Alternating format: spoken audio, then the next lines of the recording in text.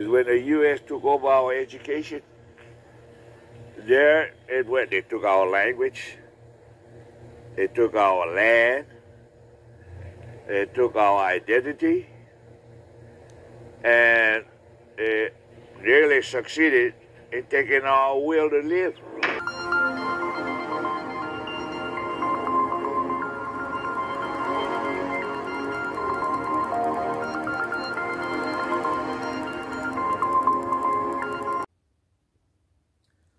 Agenda 21 outlines the stepwise process by which the industrialized nations will surrender their sovereignty to a one world government made up of elite members of the United Nations.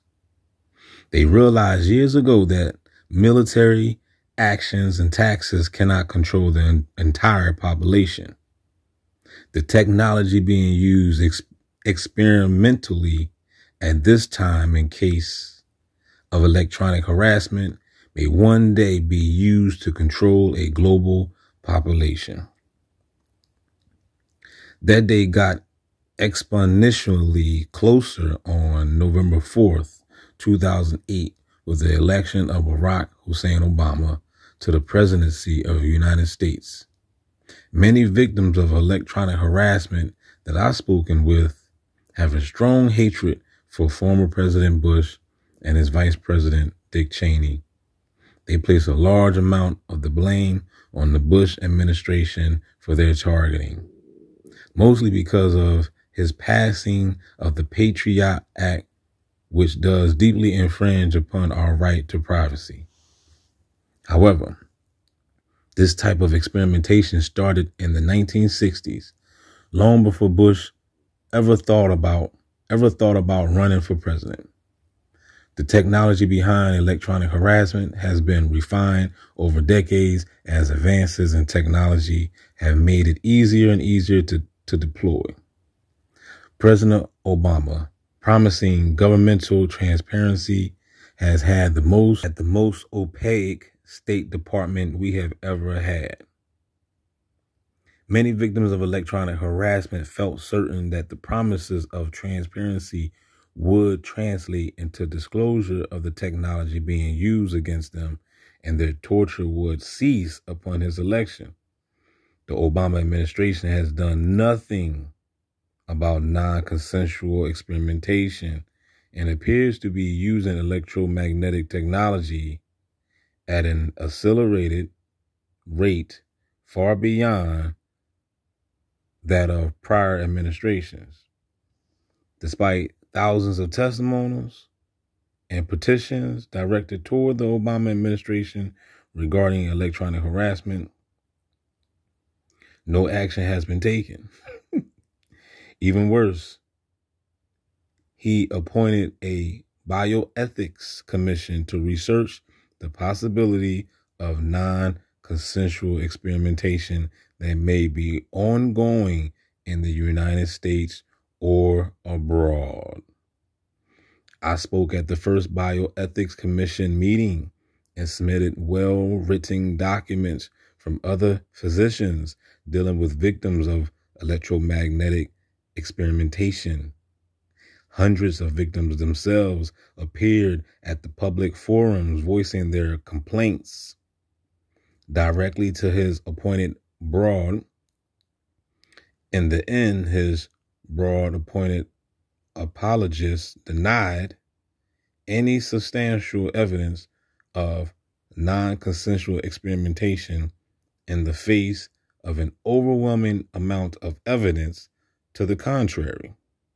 As a matter of fact, victims of electronic harassment were specifically asked not to show up to their later meetings, and several victims were forcibly removed from the proceedings before.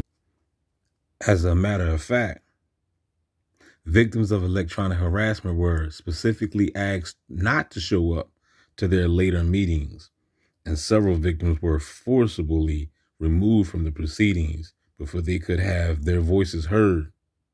Is this the transparency we were promised? 2012 saw the same re-election of President Obama and the continued rise of sociocracy, I use the term sociocracy to describe the unique form of socialism currently being forced upon the American people.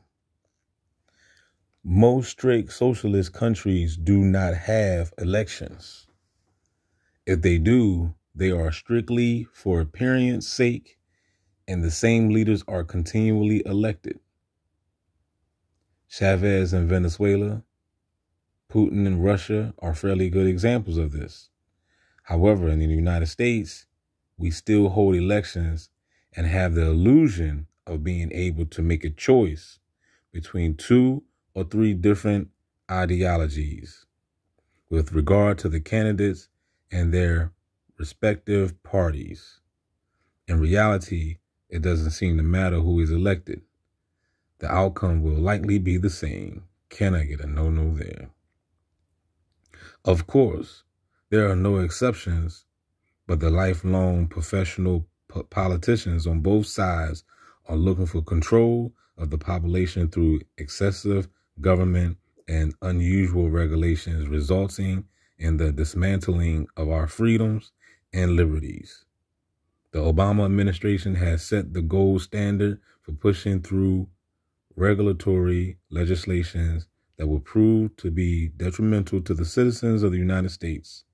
However, he has surrounded himself with long-life liberal Democratic senators who are also on board with his socialist agenda.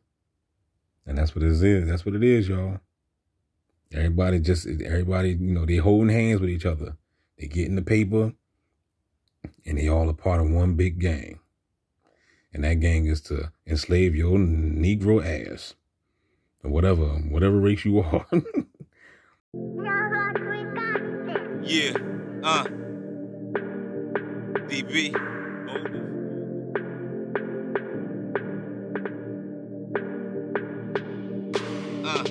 Yo, I'm in this world all alone. I carry my chrome, busting shots like Patron. I'm riding alone.